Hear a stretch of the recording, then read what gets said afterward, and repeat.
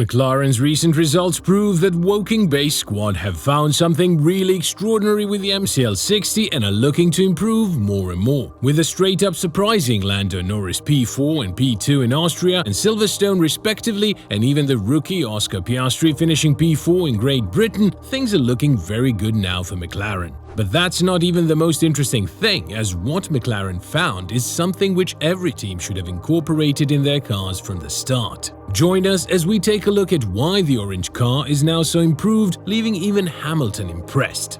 At the start of the season, McLaren, much to the surprise of anyone on the grid, admitted that their car was full of issues. However, a significant floor upgrade implemented at the Azerbaijan Grand Prix marked a remarkable shift in direction that better aligned with the 2023 regulations. The floor edges, raised by 15mm, led to a lap time improvement of 2 to 3/10 of a second. The team principal, Andrea Stella, hinted at an even bigger performance boost with the advent of what he referred to as a B-spec car.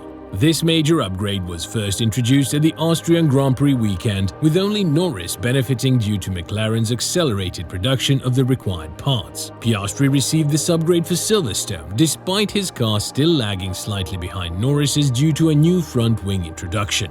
Despite expectations of a robust qualifying performance, McLaren didn't anticipate being the closest competitor to Red Bull. Norris qualified second, only a quarter of a second slower than Max Verstappen, while Piastri trailed an additional 10th behind. This qualifying round was deemed McLaren's best performance of the season by far, and although Norris finished third in Barcelona, his deficit at Silverstone was less than half of what it was in Spain. Stella recognized the favorable conditions at Silverstone, but also acknowledged the role of the car upgrade in their performance boost. The car now excelled in fast corners and showed improvements in slower turns. The question lingering before the race was whether McLaren could overcome their previous struggles with race pace due to tyre management issues. Yet, Norris remained hopeful for a top 5 finish due to his strong performance in the Austrian Grand Prix.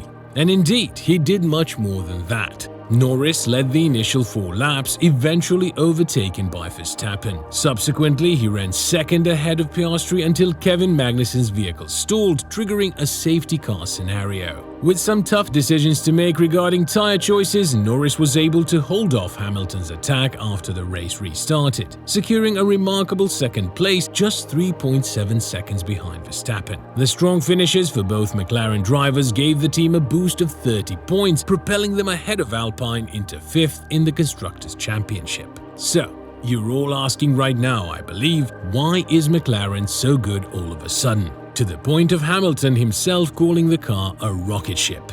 The modifications on the car are heavily inspired by Red Bull, however, they're not a straight copy as many would think. And this is what Stella addressed after the race, defending the team working on the car. Every team takes inspiration from any other team. Teams are equipped to try and absorb IP from looking at the photos and from looking at the cars to display on Friday. So, you do take inspiration from other cars. But taking inspiration, or even looking at the photo, doesn't mean that you copy the geometry. You install it in your CFD runs in the computer simulation or in the wind tunnel, and then the car lights up in terms of downforce. Normally what happens is the performance goes down, because your car already optimized around what you have done up until that point. McLaren's first noticeable difference was the modification of the radiator inlet at the front of the side pod. By minimizing the open profile of the side pod's leading edge, McLaren enlarged the height of the inlet, transforming it into a more of a letterbox shape. This change increased the side pod undercut volume, allowing more air to flow through at higher speeds, which enhances the scavenging effect on the front corner of the floor, leading to improved diffuser performance. Following Alpine's footsteps with the radiator inlet's increased height and forward extension of the lower inlet surface, McLaren created a larger gutter where the side pod's top surface merges with the chassis and engine cover sides. This alteration aids in channeling more airflow over the top of the side pod to affect the beam wing and diffuser closer to the car's center line. It also forms a pathway for excess radiator flow at high speeds when the radiator system can't accommodate all the incoming air. These changes result in more consistent flow out of the car's rear through the Coke bottle and over the diffuser at high speeds, reducing the likelihood of airflow separation in the underfloor and consequent poor pacing. McLaren also revamped the fairings on the upper surface of the halo's trailing edge to improve the airflow through the car's center line. The front corner of the underfloor detail is similar to the previous version, but modifications to the floor edge details are more apparent towards the rear. Previously, McLaren had a small inlet to allow the upper floor surface flow to connect up to the tire squirt. However, with a revised airflow structure, they've now opted for a more mechanical seal, which is highly effective if porpoising issues can be avoided. Other modifications include a gentler radius on the diffuser's top corners, which suggests a broader underfloor geometry change, and a reduction and lowering of the cooling outlet at the engine cover's rear. Along with this size reduction, a slot was also opened up on the trailing edge of the engine cover's spine. Following these significant changes, a new front wing and nose were introduced at Silverstone, solely on Norris's car. Described by the team as a complete revision, this new assembly delivered a flow conditioning and downforce gain. Minor adjustments were also made to the rear brake ducts and the toe link shroud in the rear suspension. It is true though, McLaren's upgraded car has only been tested at 2 tracks, which raises the question of whether we can confidently say that the team has truly made a significant advancement. Despite having the 6th fastest car on average during the season's initial phase, McLaren was the 2nd quickest at Silverstone and 3rd in Austria, pointing to an encouraging trend. But I do believe that recent weekends have demonstrated McLaren's capacity to compete for the 2nd best position against Ferrari, Mercedes and Aston Martin on a good day, and occasionally even lead that group.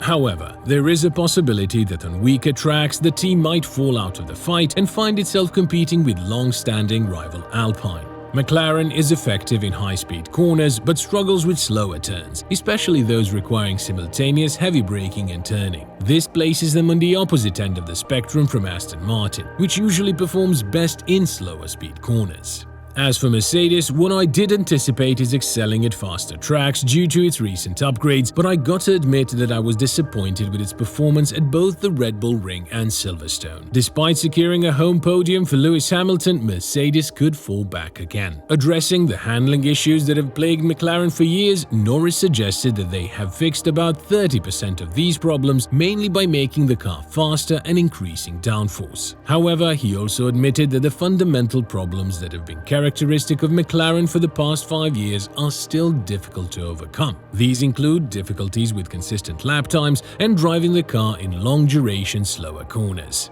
It's like 70-30, 70% not fixed, 30% fixed just by making the car quicker, adding load and having a better performance.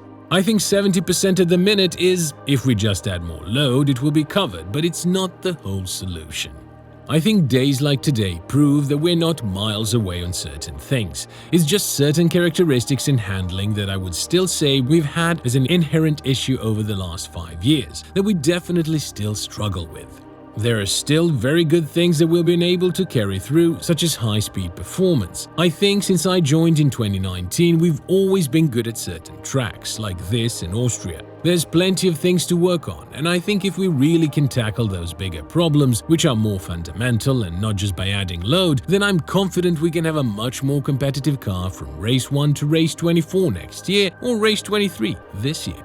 Despite these challenges, there is cause for optimism. The upgrade has yielded the expected results and is seen as the first affirmation of the revised technical approach implemented by team principal Stella this season. McLaren's recent progress confirms that the team is back on track in its ongoing fight to return to the top of Formula 1. Even though they still have a long journey ahead. There are also more upgrades on the horizon, with new components aimed at enhancing race pace planned for the Hungaroring. Zak Brown feels this performance and result means McLaren is back in the game, but the very different challenge of Hungary, lower speed corners and softer tires, next time out will be a big test of that. So, what do you think? Is this only a spark in McLaren's season, or will this be a spark which will ignite a big fire that will bring McLaren to the top of the grid? Let us know your thoughts and opinions in the comments below, and thank you for watching.